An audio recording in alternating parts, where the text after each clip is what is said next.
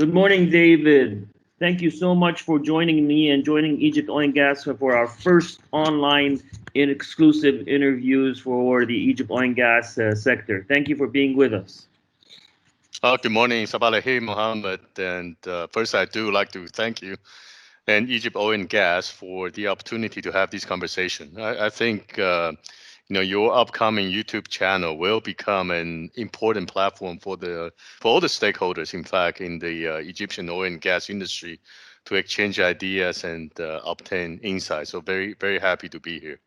Thank you so much, David. I would like to go straight away inside and ask you a couple of questions in these critical times. Of course, with the new pandemic and the coronavirus and the oil price crash, so there are lots of questions everybody is asking, especially here in Egypt.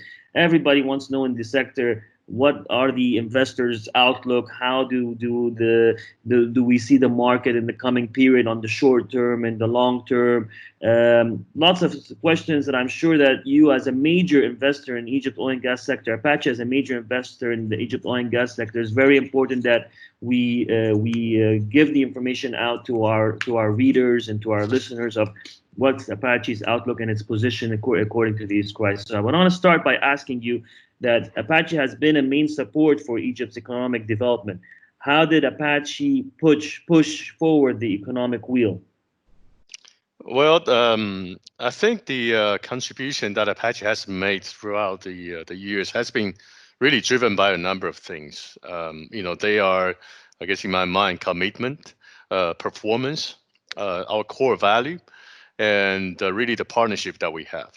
We are very proud to have a history of delivering what we say that we are going to do, and we have demonstrated these throughout our long-term partnership in Egypt. And I think that really sets us apart. We are very proud that we grew our business in Egypt from a very humble beginning, really to become the largest oil producer in country and the largest gas producer onshore, while providing thousands of jobs. And if you think about it, creating significant economic value. I actually don't recall the numbers for last year, but I think if I remember correctly, that our gross economic impact was between 2 to 3% of Egypt's national GDP in 2018. And of course, this really could not have been achieved without significant and consistent investments that we have made in the last 24 years since we entered into the country. And it also could not have been possible if we did not perform well. So for a company to be able to do good things and make a positive impact, I think it has to do well first, which means that it has to deliver good performance in a consistent manner. I'm very proud and thankful for all the Apaches past and present for their hard work, their dedication, and their top-notch performance, which enable us to become one of the premier oil and gas companies in this great nation, if I'm not being very humble here. But additionally, I think our company has set a set of core values that really guide our operations to ensure that we always do the right things and that we do things right in order to create value for all stakeholders. And of course, I think we couldn't have made an impact that we have been making without our genuine and constructive partnership with the government of Egypt. We care for our people and our communities, and I think we are honored to play a role in our Egyptian community. Thank you, David. With all that you just mentioned right now, how has the oil price crash affected Apache's investment plans in Egypt? I think the current oil crisis really has impacted all the companies around the world, and really Apache is no exception. And but one thing I do think help us is our diverse portfolio, which is one of the reasons I think we are prepared to withstand the uncertain market environment that we see globally today. And Egypt plays a key role in the diversity of our portfolio, and will continue to do so for many years to come. And given the current market environment, I think we have reduced capital expenditures and activity levels across the company. And of course, that does include Egypt. And although we are, I guess, still maintaining. So it's important to keep in mind that we are still maintaining a very active program in country. In fact, I believe we are still the most active driller in Egypt, and our capital spending plan will remain flexible based on market conditions. And what we do know is that oil and gas drives the global economy and will for many years to come. So we certainly know that that Egypt is in a great place. If you look at the country in terms of the resources, the location, and most importantly, in my opinion, the leadership, to provide that energy. So I'm certain that Egypt will continue to play a key role in Apache's portfolio, and will be a place that we will continue to invest for many years to come. That's good to hear, David. And it's good to hear that Apache is committed to Egypt's oil and gas sector in these critical times. I think it's a very positive message from one of the largest oil players in the country. Gives a very positive message to lots of other also investors. And you're absolutely true. It's all about leadership and country strategy that makes that difference. So if we look into the details right now, you were one of the bidders in Egypt's Western Desert assets. How do you think bid rounds can be more attractive in such times? I think the attractiveness of the bid rounds, is really all about competitiveness, and if the terms and acreage offered can have a potential of value creation for the investors, and really companies, of course, balance risk and reward in deciding where they can deploy their financial resources available to them. And the oil and gas industry has two characteristics that propel, I think, companies to and or investors to constantly looking for opportunities, throughout the up and down cycles. As you know, we are a very cyclical industry.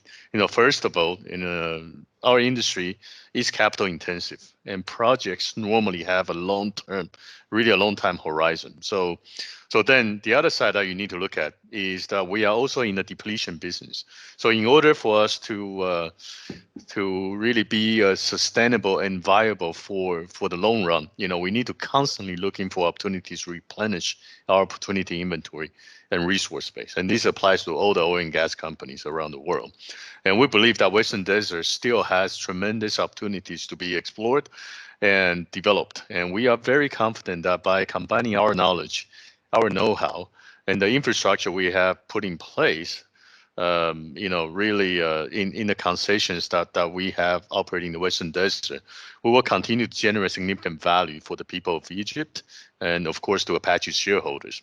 And in terms of attractiveness of bid rounds in Egypt specifically, I think in general, I still go back to the reforms that Minister Engineer Tariq Amola has been putting in place, really through the modernization strategy for the oil and gas sector as the cornerstone. It is the cornerstone, and it is a key enabler for us to continue to improve. And the improved terms for the bid rounds and opening up new areas with good prospectivity will attract companies, as we have really seen in the last few years. So what the minister has done is enhancing the balance of risk and reward for investing in Egypt's oil and gas. And really, I think this has made Egypt a spotlight of the industry globally. Yes, I would totally agree. Yes, I think the reforms that has been made in the previous years through the modernization program has put Egypt on a different scale of investment attraction, mainly for oil and gas companies worldwide. I would totally agree. So in that government strategy direction of how they are seeing things, how do you see the company? How does the company see the future of investments in Egypt? How does Apache see the future of investments in Egypt? Do you think that the government is taking the right necessary decisions and building the right policies, especially in times like what we're in today, in order to be able to attract further investment? Because the effect of the corona and the oil price crash, maybe it's not what we see today. Maybe it's what we will see in 2021. So are we ready to make the right decisions in order to make sure that we are attracting further investments, if either from Apache or from other companies that are already operating in Egypt or that were considering actually in investing in Egypt in the near future? Yeah, so I think, the last few years we have seen a lot of reforms, both on the national level and specifically to the oil and gas sector, which both you, Mohammed, and I are very familiar with. So I think we have made a lot of progress. And the industry today in Egypt, the oil and gas industry is a lot more ready than I think will ever be in the past. And of course, trying to modernize the biggest industry sector in a country of 100 million people is not an easy task. And it's a journey that we need to continue to advance. And we are still part of that journey. So are we fully ready? No, nobody in the world is. But we are in a much better position, I think, than most. And then going back to look at Apache's future plans in Egypt, I think that our successful partnership really in energy production with Egypt has been enabled in large part by, of course, the billions of dollars that we have invested over the years. And Apache Corporation is a long-term partner with Egypt and Egyptians. We have been here for 24 years, and we are today the largest American investing country. And we remain committed to Egypt because we have a strong partnership with the government, which has strong leaders who are really creating a better life for the people and who are also reforming the economy to create a better investment environment for companies like Apache. And, and and we also see the energy sector, really creating immense opportunities for Egyptians and also for our shareholders for many years to come. And that's why we have made tremendous investment that reflect our long-term commitment to country, such as the expansion of our acreage position in recent years, which you kind of alluded to earlier. And, you think about our acquisition and processing of high resolution 3D seismic survey over millions and millions of acres in our concession areas. And of course, these kind of projects will enable our technical teams to consistently high grade existing prospects and also identify new targets. We continue to employ thousands of Egyptians, and we truly see the growth opportunity going forward. So on top of that, we are also very excited about the opportunity to modernize our business in Egypt, which is of course in cooperation and as part of the ministry's Ministry of Petroleum's modernization plan. And I can assure you that Apache is committed to Egypt in the long run. Taking that part, which Apache modernizing the way it operates, and part of being one of the partners of the government in the modernization program, do you see that the digital shift would reflect positively on the company's future investments that's going on here in Egypt? Especially in the oil and gas sector? Yes, I definitely think that's the case. First of all, I think technology is a critical enabler for any industry to become better and more efficient. And really, the oil and gas industry is no exception to that. I believe the ongoing digital shift will make us more efficient and cost effective, and which is critical in surviving today's environment, and which will free up more financial resources for investments. And at the same time, what's important is it will also free up more human resources so that they can focus their time, really on more value adding tasks. And, what I hope for is that, as we continue down the journey of going more digital, that it will foster a culture of innovation across the sector. You mentioned that Apache is always about implementing new technologies, making sure that you're using the technologies that actually enhances the performance in different ways. So during the Corona crisis, specifically, how is Apache managing to employ cost-efficient techniques? Because I think everybody right now is looking into cost efficiency, cost saving, if it's operationally or non-operationally. So what are the cost-efficient techniques that you are implementing these days during these crises? Yeah, so I think really operating efficiently and cost effectively is part of our company's DNA.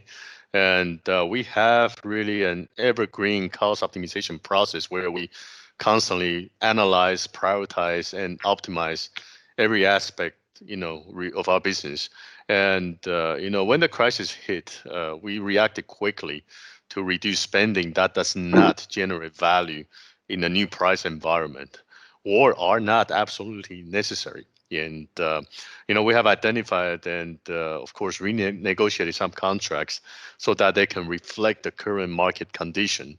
And these are, of course, some of the short-term solutions to make sure that we can maintain liquidity and really not reverse, reserve, our financial resources of the company. And but for the business to really remain competitive, and we need to look at changes that will really be able to I guess have an impact, that is long lasting and in a sustainable manner. And this includes, but are not limited to, for example, evaluating the workflows and procedure that we have in place and try to find a way to make them more efficient. We also need to be looking at how to optimize our organizational structure so that people can be put in the right place and perform the right task in the most effective manner. Technology, like I mentioned earlier, is another key factor that we are in this process of identifying all the technologies that can be applied really to make make us a better and a stronger business, like what we have done historically. And I think more importantly, we need to change the mindset of many who thought changes are just too hard and are impossible. We need to be able to explore what's possible. That's something that Apache likes to say a lot, explore what's possible. And then we need to continue to reinforce really a culture of innovation. And as that really is going to be, I think, a key enabler for us to succeed in the future, as a country to compete with other countries, as an industry to compete with other industry, and as a company to compete with other companies. Yes, I would totally agree on that point. David, the coronavirus has highlighted the importance of HSC, health safety, specifically health in these times. So what are the measures that is Apache taking to ensure the safety of its personnel in the offices and also at the field at the same time? Yeah, of course, like everybody else, the health and safety for our employees is Apache's top priority, and this is not something that we just say that we meant that. And so we did act quickly in response to the COVID-19 pandemic. For example, we closed our offices in Egypt, and we implemented a work from home process where possible. We believe that keeping our people informed is also critical during these very uncertain times. So therefore, what we have done is we have sent health awareness materials, related to COVID to our employees, and we have also provided an Apache medical hotline to answer any health-related questions, or try to help if if employees are showing up with symptoms, how we can help them solve the problem. And for our personnel working remotely, we provide online learning modules to help them adapt. So in terms of the field locations, we have introduced very stringent operational protocols, including temperature screenings, health checkups, throughout all the operations, social distancing, and we also have provided, the proper PPE such as face coverings to our personnel. And we have expanded the assessment of companies and vendors coming on site to our locations. And we have increased, of course, like everybody does, which is very good thing to see that we have increased the cleaning and disinfection measures. We have a medical team set up, and we are ready to assist our personnel, whenever that is necessary. Of course, working in conjunction with the Ministry of Health and the Ministry of Petroleum. Great, perfect. During the challenging circumstances, David, especially now the private sector is expected to play an even bigger role in these challenging times. What initiatives have you implemented to support the Egyptian community during the COVID-19 pandemic? Yeah, that's the good question. And, Apache remains committed to supporting the communities where we live and work. That's really part of our operating model and is in our core value. Recently, in coordination with the Ministry of Health and Population, and also with the Ministry of Petroleum and Mineral Resources, we purchased medical personnel, personal protective equipment, again PPEs, to issue to the hospitals dedicated to responding to COVID-19 in order to help protect the healthcare workers, of course, who are most vulnerable and who are really, really contributing in this crisis. And the team of Apache personnel, worked to procure and quality test, more than 160,000 surgical face masks, more than 330,000 pairs of latex gloves, and also we have purchased, over 1,000 plastic transparent face shields. And in addition to those donations to the hospitals, we also work with the American Chamber of Commerce Foundation in Egypt and UNICEF to support, the private sector's alliance that is working to purchase medical supplies, including ventilators, PPE for 300 hospitals, and 1,000 primary healthcare units.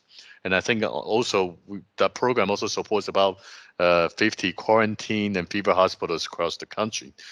And beyond donating PPEs, we also have helped raise awareness of COVID-19 and personal protection amongst the teachers at the 201 Springboard community schools that Apache has built through our Springboard School program in 3 governorates. So that provides, educational opportunity to underprivileged population. So those schools that we have built has thousands of students and teachers in there attending every day. So we want to provide information to them so they can be aware. And also, in the Nina village in Bennett Swift, adjacent to Apache's operation area, Apache has worked with Live Vision, which is an NGO, to develop posters illustrating ways to protect yourself. And, we also supported, of course, health awareness sessions for community members to learn about COVID. And we'll continue to do what we can to pass through and fight this global pandemic together. Great. David, the new normal that refers to the post-pandemic world. There's a new normal that we all have to get used to. That we still don't maybe understand 100% of what that new normal would look like, especially in different operations and different business, and even in our personal life. But how do you view the oil industry after coronavirus crisis is over? And what changes would occur in this sector? So as we have seen, this year, when crisis hits, it can be very fast and furious. And, just as we have seen in the last few months that uncertainties on oil demand have really increased significantly post-COVID-19. And as the way we live and we work, I think will change. COVID-19 is really forcing many organizations to redefine what a normal workday looks like. I mean, you and I, we are right now talking, over a video conferencing instead of sitting on a panel physically. So a shock of this scale, I really think will create a discontinuous shift, in the preferences and the really expectations of individuals as citizens, as employees, and as consumers. And I think this will deeply impact how we live and we work. Are people going to travel less, both for business and pleasure? How many companies will really now ask their employees to work remotely? How is unemployment around the world going to impact people's behavior? And when and after COVID-19, there can be another pandemic that hit us. So I think, really all these will relate to what? Relate to the tremendous impact it will have on oil demand and the uncertainty with that. So I think we as an industry really have no choice but to remain focused on improving our efficiency and lowering our costs.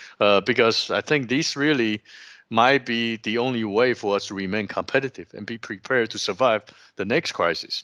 And so how do we use technology will emerge, more clearly over the coming months. And I think that will, again, be a key enabler for us to continue to enhance our operations and performance. And I think this crisis will reveal not just, vulnerabilities that we have seen today, but opportunities, that will come up to help us again improve our business going forward. And for us, I think it's about continue to produce energy safely and efficiently, and that will continue to benefit Egypt, and no matter what the situation is around us. David, my final question for our interview today is mainly focusing on how, with many now working from home, it became a bit hard to separate personal life from work. How can you have a work-life balance at the same time when you're working from home, especially with around Yeah, you? it is tough. I'm personally suffering from that, I think, so I don't know how qualified I'm here to give it the advice, but there are, of course, many pros and cons associated with working from home. And I think one challenge is that, it is really affecting many. Many are struggling really with separating personal and work life, like you said in your question.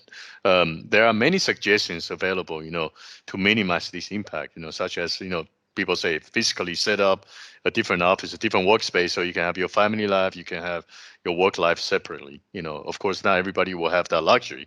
And then the other thing that might also help is that we set a schedule, for work. Just like if you were going to a normal office environment, at a certain point in time, you should stop unless there is an emergency. So I think really to make this work, a conscious, effort needs to be made to achieve that balance.